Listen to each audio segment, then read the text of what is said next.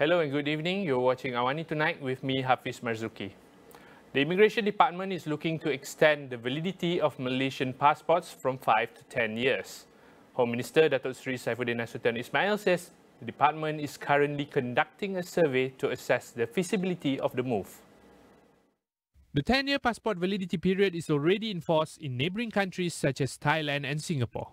Saifuddin said the proposal to extend the validity of Malaysian passports was aimed at reducing congestion at application counters. He added that the Immigration Department aimed to increase the number of applicants who apply for passport renewals online, with around 1 million applicants recorded last year.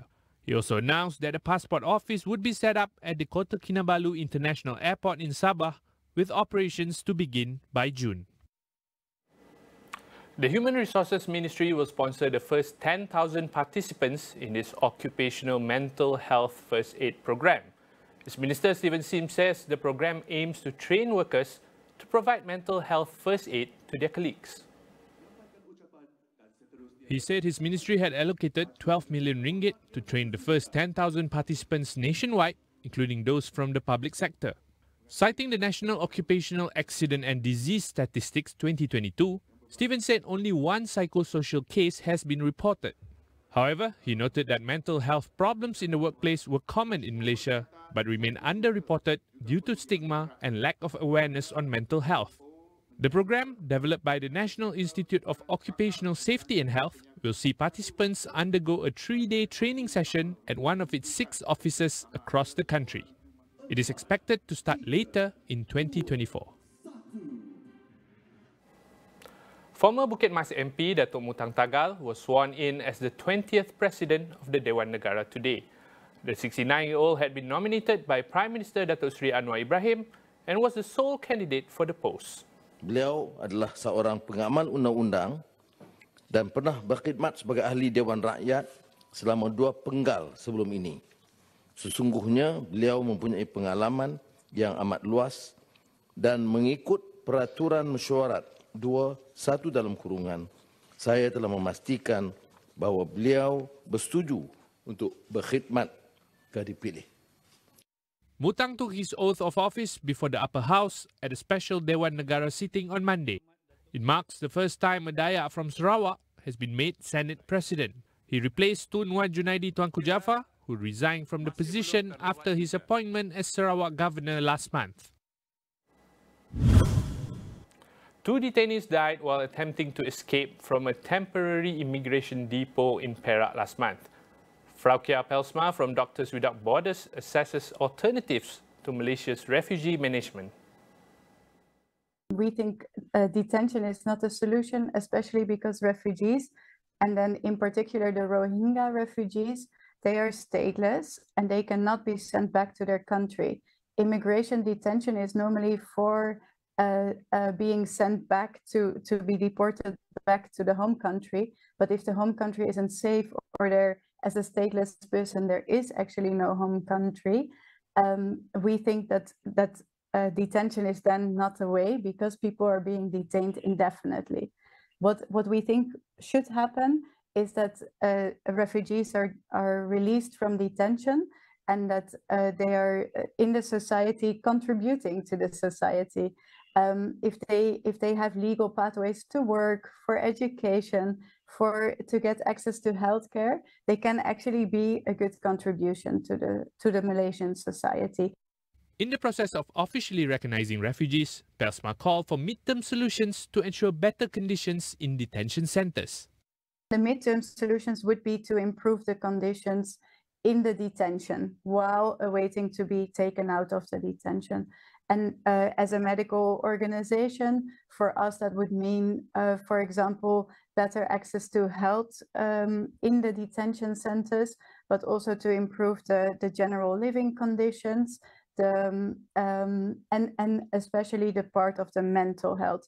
Because for people to be detained indefinitely is something that is very hard to deal with emotionally and mentally. So, and this is not, while already fleeing a situation that is very traumatizing. So it is like an additional trauma that that is being put on them, which is not necessarily needed in our point of view.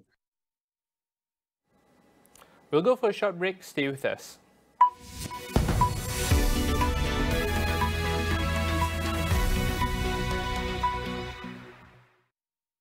Assalamualaikum Terengganu. 23 Februari ini, Astro akan ke Pantai Timur. Semua dijemput hadir mengimarahkan tazkirah malam Jumaat di Masjid Kampung Tok Jembang. Majlis Ambang Ramadan bersama Ustaz Ismir Faris, Ustaz Said Muhammad Hisham Tuan Padang, Ustaz Haryanto Rizal Rokman, penyampai radio Zayan, Gegar dan selebriti kami. Rapatkan ukhuwah. Jumpa di Terengganu.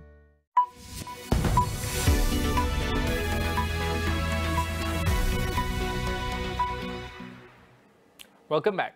With the first round of the Indonesian presidential election ending conclusively, the attention now shifts to what the likely winner Prabowo Subianto will do next. However, this past campaign has been intense, with allegations of corruption coupled with protests. One of the longest-serving media there, Jakarta Post, has been at the center of it all, with Editor-in-Chief Taufik Rahman sharing what makes media in Indonesia the bedrock of the country's democratic system.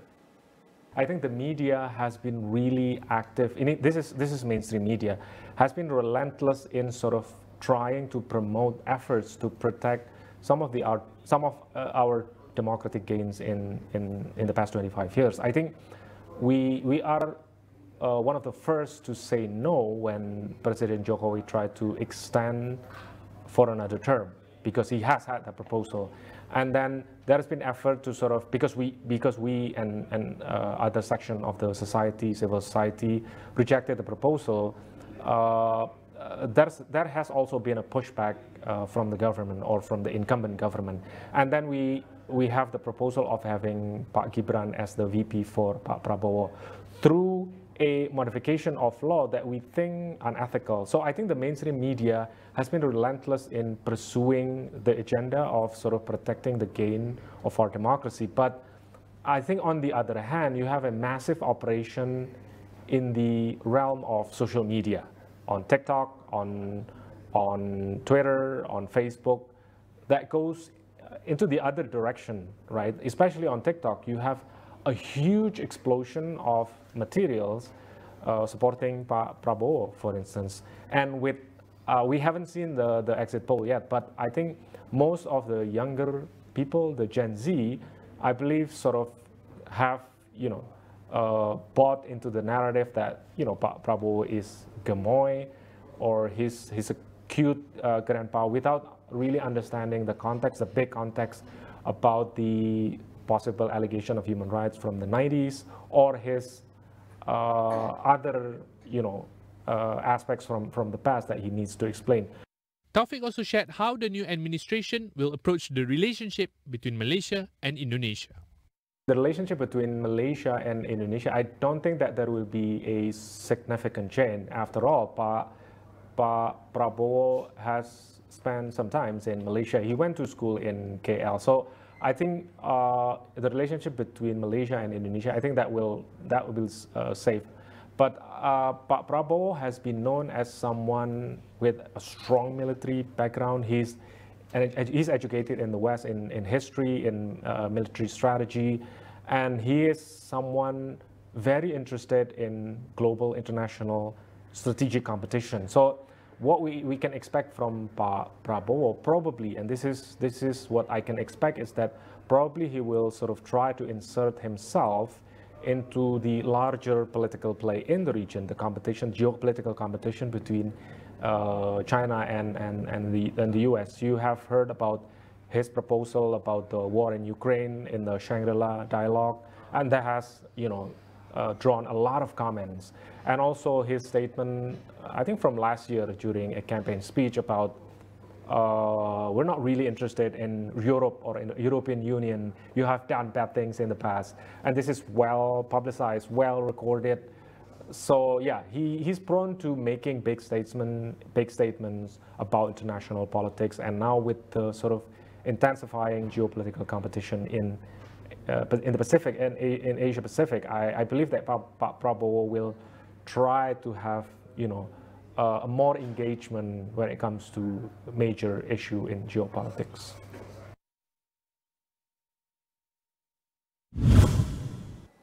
The International Court of Justice today opened hearings on the legality of Israel's 57-year occupation of the Palestinian territories. The week-long proceedings will see more than 51 countries and 3 organizations address the judges in the Great Hall of Justice.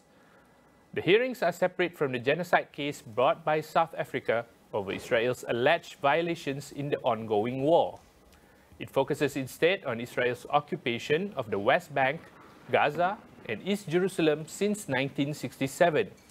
The case arrived at the court after the UN General Assembly asked for a non-binding advisory opinion on the Israeli occupation in December 2022.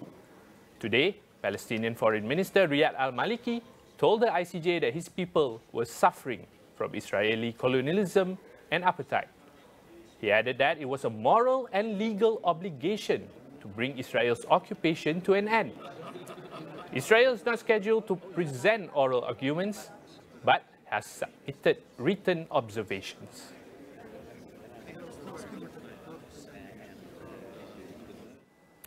Meanwhile, Israel warns it will launch a ground offensive against Rafah next month if its remaining hostages in Gaza are not freed by the start of Ramadan. Israeli War Cabinet member Benny Gantz says the military will facilitate the evacuation of Gazan civilians in coordination with the US and Egypt to minimize casualties. Despite mounting international pressure, Prime Minister Benjamin Netanyahu has said the war could not be completed without pressing into Rafah. The Holy Month is expected to begin on the second week of March. Rafah has become the last refuge for more than 1 million Palestinians who have fled to the south of the enclave to escape ongoing Israeli attacks. Some 29,000 Palestinians have been killed since October 7.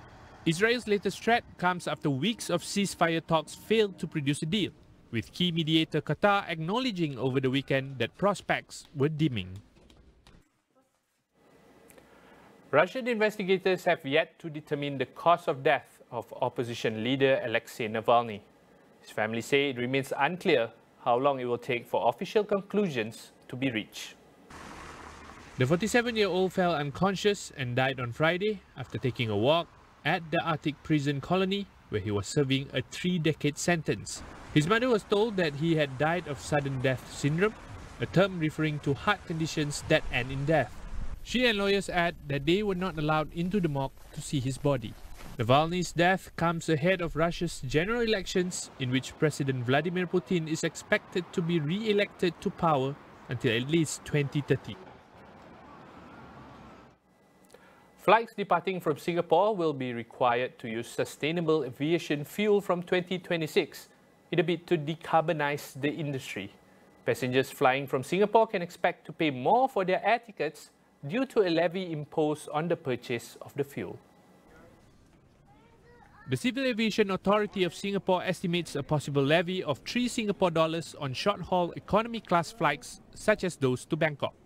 The levy for medium-haul flights to Tokyo and long-haul flights to London is estimated at $6 and $16 respectively. The levy will also vary according to the class of travel, with business class and first class passengers paying more. To start with, Singapore will aim for a 1% sustainable aviation fuel target by 2026 for all aviation fuel use at Changi and Seletar airports in 2026. The eventual goal is to achieve the 3 to 5% sustainable fuel use by 2030. Now, later on Consider This, we speak to the man who initiated and oversees PISA, Andreas Schleicher, about Malaysia's declining PISA scores in all literacy measures. Now that wraps up AWANI Tonight. I'm Hafiz Marzukhi. Thank you so much for watching and good night.